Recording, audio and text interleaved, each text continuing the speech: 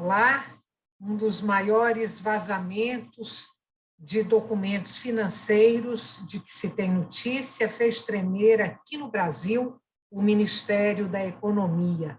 O ministro Paulo Guedes, titular da pasta, aparece como beneficiário de uma empresa em paraíso fiscal.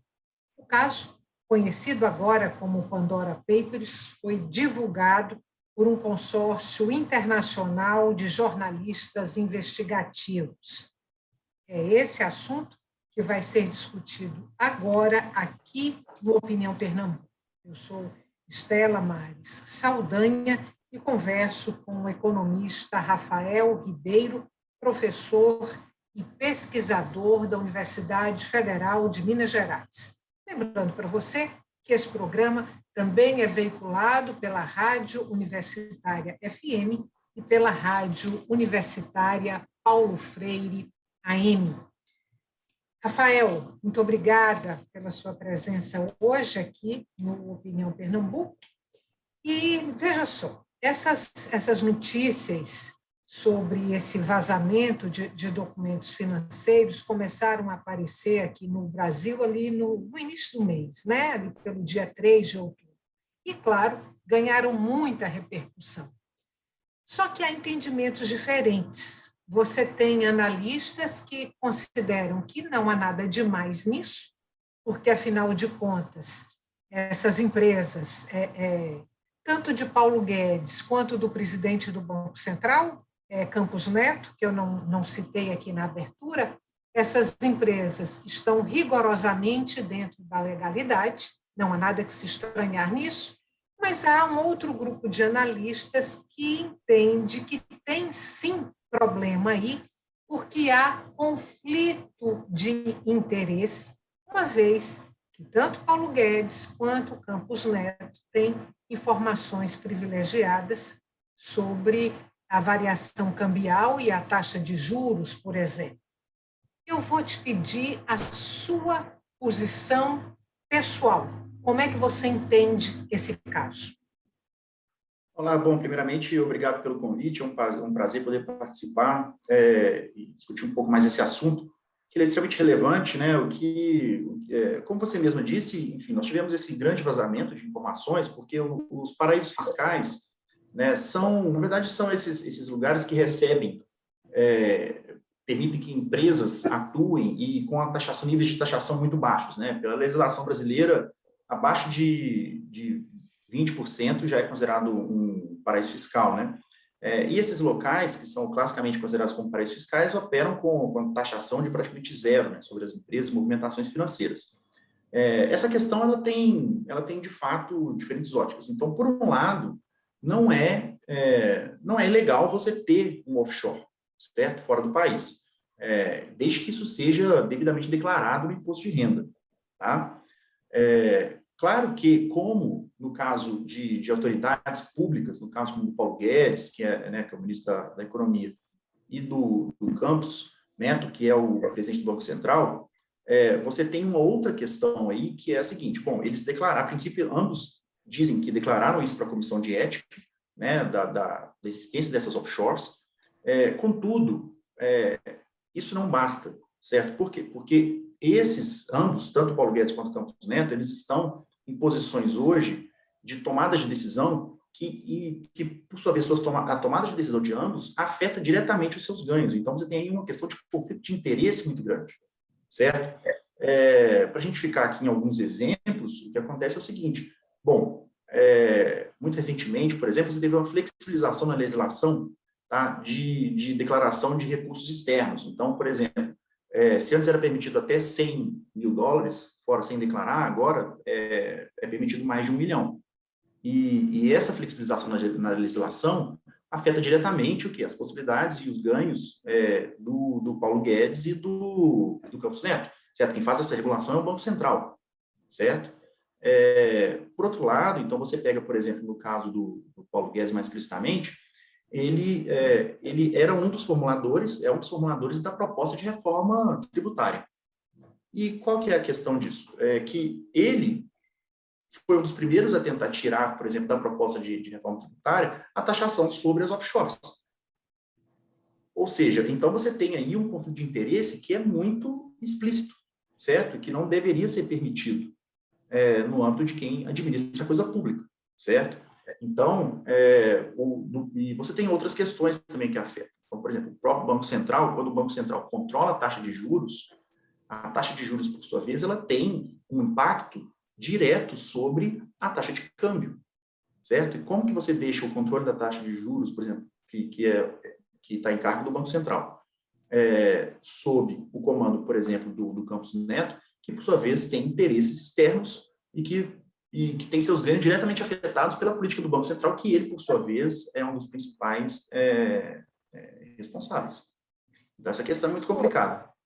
O senhor falou aí na reforma tributária. Esse assunto, em discussão ali entre os deputados, em discussão na Câmara Federal, o artigo 6º, se não me falha a memória, que trata aí nas mudanças do imposto de renda, que é o artigo que versa ou que versava sobre a taxação desses lucros em paraísos fiscais, esse artigo sumiu do projeto. Ele desapareceu. Ele não está mais. Ninguém sabe por que força de arranjo ou por sugestão de quem, mas o fato é que esse artigo desapareceu. E aí, a Folha de São Paulo, no dia 4, agora passado, diz que esse artigo foi retirado depois de reuniões entre Paulo Guedes e o então relator, o deputado Celso Sabino, do PSDB do Pará. O presidente da Câmara, Arthur Lira, obviamente nega qualquer ingerência de Paulo Guedes ou da equipe econômica. Isso, por si só, implicaria, por exemplo, numa queda do ministro da Economia num outro país qualquer? E por que Paulo Guedes não caiu até aqui? Você tem, na verdade, assim, o que aconteceu depois desse vazamento do Pandora Papers, né, que, para quem não sabe, Pandora é uma alusão, remete à caixa de Pandora, né, da mitologia grega, que é onde estavam guardados todos os males do mundo, né, exceto a esperança que ficou na caixa. Mas, então, é uma analogia que é muito oportuna para esse caso, porque, de fato, essa questão da evasão fiscal, ela é um dos principais problemas hoje, certo? Por quê? Porque é basicamente uma parcela da população, essencialmente os mais ricos, que, por sua vez, conseguem não ficar limitados, como todos os demais, os réis mortais, à legislação do próprio país e pagar os impostos que, a princípio, deveriam pagar se essas mesmas movimentações fossem realizadas dentro do país, certo? Em alguns países, por exemplo, no México, isso teve consequências imediatas. Então, alguns funcionários do alto escalão lá que foram pegos caíram. Aqui no Brasil ainda essa reação ainda está muito tímida. Vamos ver os desdobramentos, porque o Paulo Guedes foi convocado a dar esclarecimentos, né, para o Congresso, e temos que ver os desdobramentos disso. Agora, do ponto de vista estritamente político, eu tenho minhas dúvidas se isso seria o suficiente para poder derrubar o Paulo Guedes, e eu explico por quê. Atualmente, no atual modelo de presidencialismo de coalizão, certo? Porque o presidente Bolsonaro, durante muito tempo, ele tentou, a gente pode até brincar que ele tentou um presidencialismo de confusão, né? Porque ele não fazia, não tentava, digamos assim, negociar pautas no Congresso, batia muito de frente com o Legislativo, e agora ele percebe como ele se enfraqueceu em função de uma série de questões. Ele se enfraqueceu, ele depende muito mais agora para ficar no poder do Congresso. E para o Congresso, principalmente para o Centrão, é de interesse do Centrão que o presidente e o ministro da Economia estejam fracos, porque com isso o Centrão consegue barganhar consegue elevar muito mais o preço, que é o preço para sustentar o presidente no poder, certo? Ou seja, significa, em termos práticos, pode significar mais recursos para emendas e coisas do tipo. Então, eu tenho minhas dúvidas se, dado o arranjo que nós temos hoje de um governo, de um poder executivo extremamente enfraquecido, dependente do legislativo, eu tenho minhas dúvidas se isso geraria, de fato, uma queda do Paulo Guedes, porque o enfraquecimento do presidente e do ministro podem ser, na verdade, muito lucrativos para o Centrão. Depois eu quero voltar para essas questões mais políticas, mas, por enquanto, ainda vou ficar um pouquinho mais aí na área da economia para te perguntar o seguinte. Bom, tirar dinheiro do Brasil e deixar esse dinheiro lá em paraísos fiscais. De quebra, ser isento de taxação sobre os lucros desse dinheiro que está no exterior. A vigorar aí o que foi decidido pelos deputados, nem Paulo Guedes, nem Campos Neto vão pagar coisíssima nenhuma sobre o lucro desse dinheiro jogado em paraísos fiscais.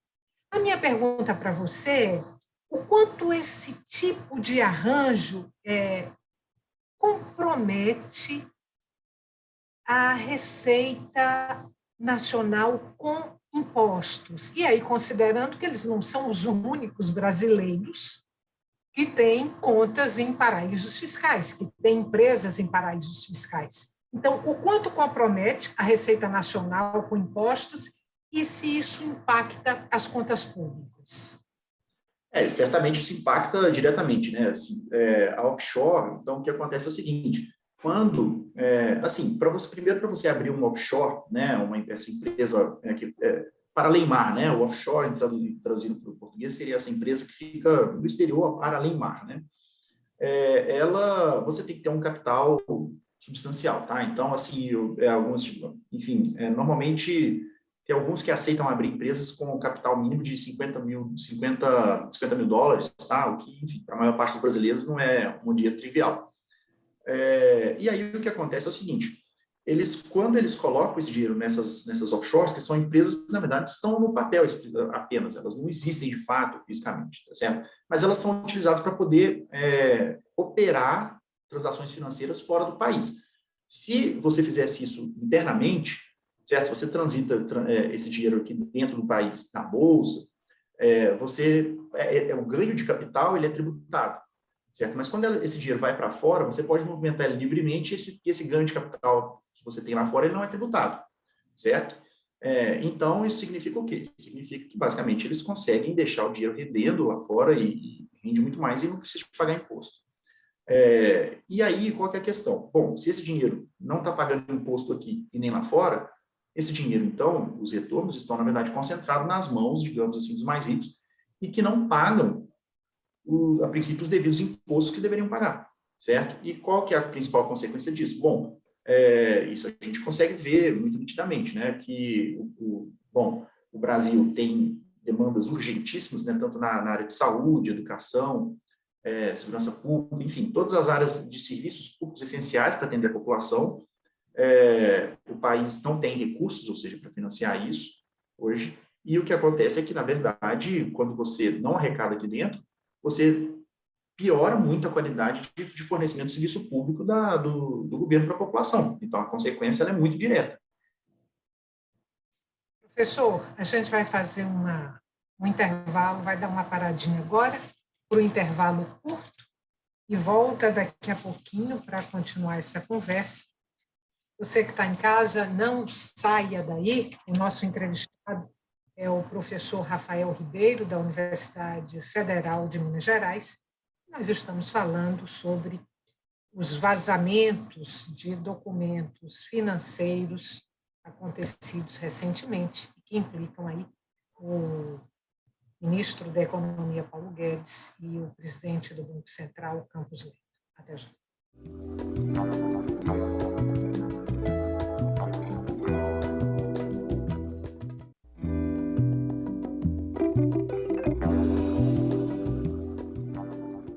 Estamos de volta para o segundo e último bloco do Opinião Pernambuco. O tema de hoje do nosso programa é o Pandora Papers, vazamento de documentos financeiros que ligam o ministro da Economia, Paulo Guedes, e o presidente do Banco Central, Roberto Campos Neto, a empresas em paraísos fiscais. Eu sou Estela Mares Saldanha e converso com o economista Rafael Ribeiro, professor e pesquisador da Universidade Federal de Minas Gerais. Lembrar para você mais uma vez, não custa a gente lembrar, que esse programa também é veiculado pela Rádio Universitária FM e pela Rádio Universitária Paulo Freire, AM. Professor, quando o vazamento aí estourou e quando o nome de Paulo Guedes entrou na mídia como dono de empresa em paraíso fiscal, a assessoria dele soltou uma nota, né, explicando a situação e, obviamente, defendendo o ministro. Uma nota não muito diferente também foi divulgada pelo presidente do Banco Central. Eu separei aqui um trechinho, mas aí separei do ministro Paulo Guedes, embora as justificativas sejam bem semelhantes, e esse texto da assessoria de Paulo Guedes diz o seguinte, abre aspas, toda atuação privada do ministro Paulo Guedes, anterior à investidura no cargo de ministro, foi devidamente declarada à Receita Federal, à Comissão de Ética Pública e aos demais órgãos competentes, fecha aspas. Resolve? Só isso? Então, a meu ver, não, né? Porque, como eu disse, assim, apenas o fato de você ter um offshore isso não é ilegal, tá? Ele disse que declarou para a comissão de ética e, agora, o grande problema é o conflito de interesse, certo? Porque, pensa bem, quando você coloca o dinheiro fora, tá, do país, isso tem duas principais causas, tá? A primeira, motivos, né, motivações. A primeira é essencialmente para você pagar menos imposto, você coloca o dinheiro numa offshore, em paraíso fiscal. E o segundo motivo é por quê? Porque quando você coloca a sua riqueza em dólar, você está se protegendo a sua riqueza de desvalorizações e perdas internas de dentro do país, certo? Então, quando que isso acontece? Olha só, quando a economia está em um momento de muita incerteza, certo? O que acontece?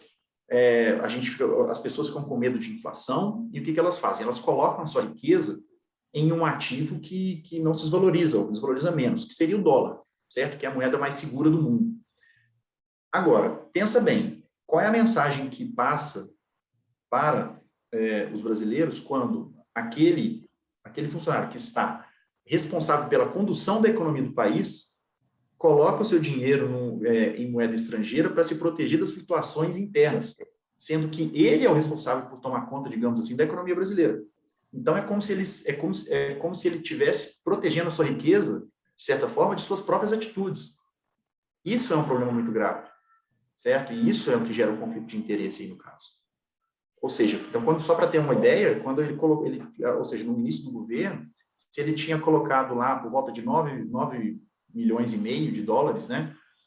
De lá para cá, do início do governo para cá, o câmbio saiu de 3,70 mais ou menos para quase 5,60.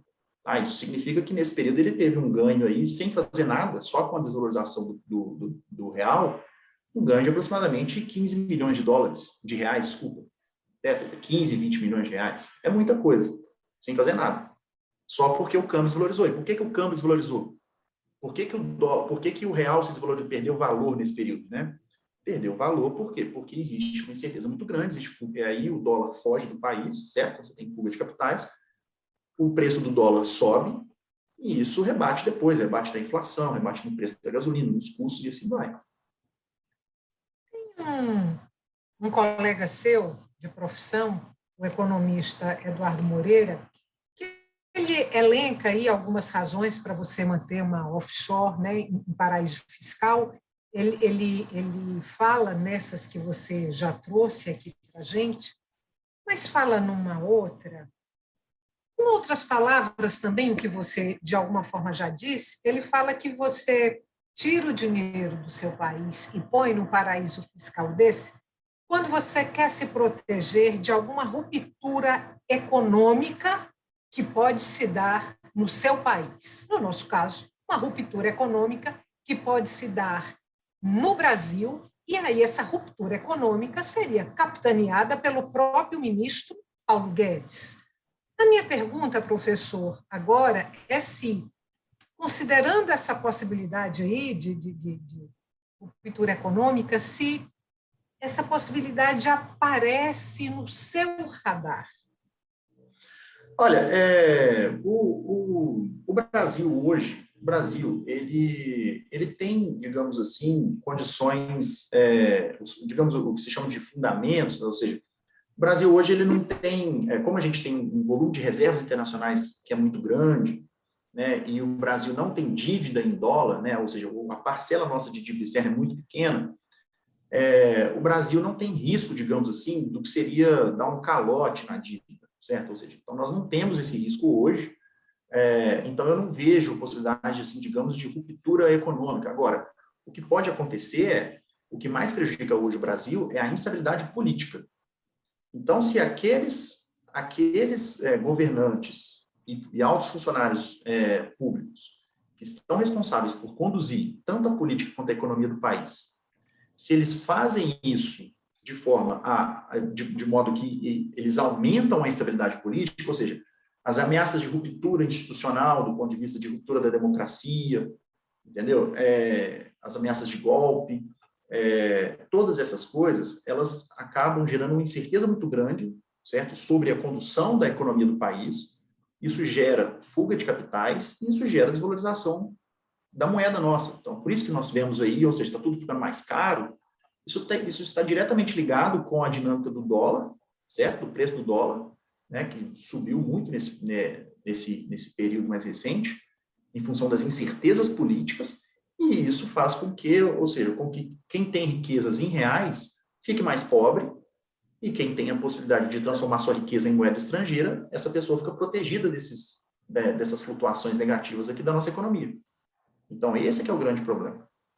Entrando agora aí um pouquinho nessa esfera mais da política, obviamente eu não estou te pedindo aqui não vou te pedir um exercício com bola de cristal, mas vamos imaginar que sim, que o ministro Paulo Guedes caísse depois desse vazamento, né, desse escândalo.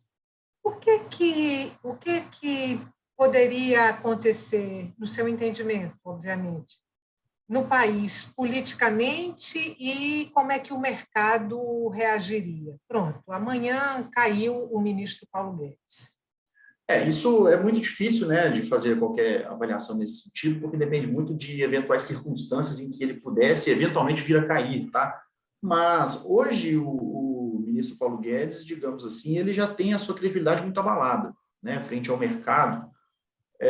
E certamente, assim, eu acho que se o governo, como o governo já tem, enfim, ou como já tem ventilado alguns nomes aí, eventualmente para substituir o Paulo Guedes, que são nomes que talvez tivessem a credibilidade um pouco mais sólida do que o atual ministro, eu não vejo que isso tivesse ou seja, eu não vejo como que a queda do Paulo Guedes hoje pudesse, de fato, gerar algum rebuliço muito grande e aumentar muito o grau de incerteza com relação ao país, porque, digamos assim, eu acho que a substituição seria rápida e por alguém com mais credibilidade, então eu não vejo grandes problemas, assim, digamos, se ele caísse hoje, certo?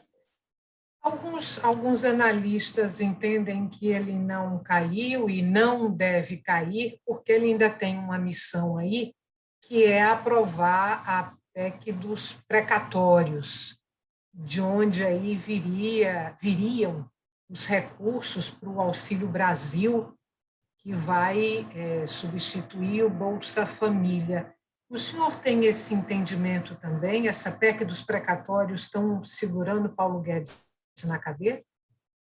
Não, eu acho que o que segura ele ainda talvez seja o alinhamento ideológico, de fato, com a linha do presidente. Eu não vejo exatamente ele preso a uma determinada agenda, porque o Paulo Guedes, ele, em termos, digamos assim, de habilidade política, de fato, de poder conseguir realizar negociações e aprovar pautas, ele não se mostrou muito eficaz ao longo do governo até hoje.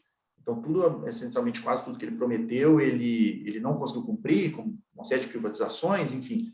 E as outras coisas que ele conseguiu, de fato, algumas reformas, foram reformas que, na verdade, pioraram a situação e tornaram a situação muito mais complexa e mais desigual do que antes, certo? Então, o plano de privatização, por exemplo, da Eletrobras, é um plano muito ruim, apontado por praticamente 100% dos especialistas, certo? E todas as reformas que eventualmente que ele conseguiu aprovar, bem ou mal, também prejudicaram muito e tem potencial de prejudicar a economia muito. Então, eu não creio que ele esteja no cargo ainda por causa de alguma missão de aprovar alguma pauta ou uma agenda.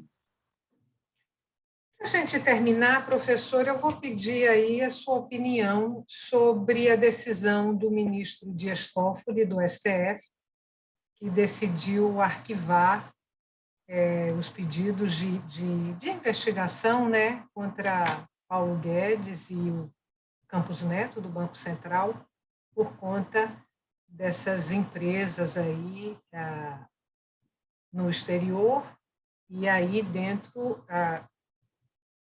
disso que o senhor traz, que é o conflito de interesse.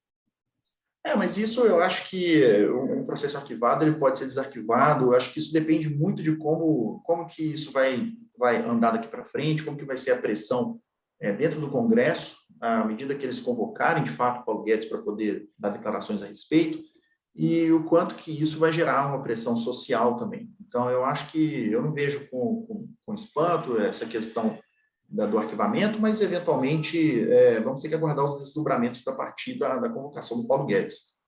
Essa é a minha opinião. Professor, muito obrigada mais uma vez pela sua participação aqui no Opinião Pernambuco. Eu sei que essa é a primeira vez, né, que o senhor participa do nosso programa. Volte outras vezes. Muito obrigada e até uma próxima oportunidade. De nada, eu que agradeço o convite. Um abraço a todos e todas.